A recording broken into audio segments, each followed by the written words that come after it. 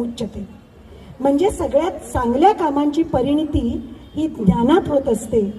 आणि आज ज्यांच्या समक्ष मी आहे त्यांच्या ज्ञानाला, त्यांच्या ध्यासाला, त्यांच्या कर्माला, त्यांच्या समाज हित प्रवासाला मी मानाचा मुजरा करते.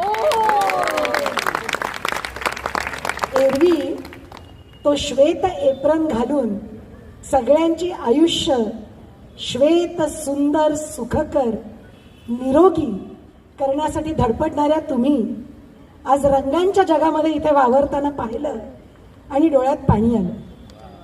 खूप कौतुक वाटतं.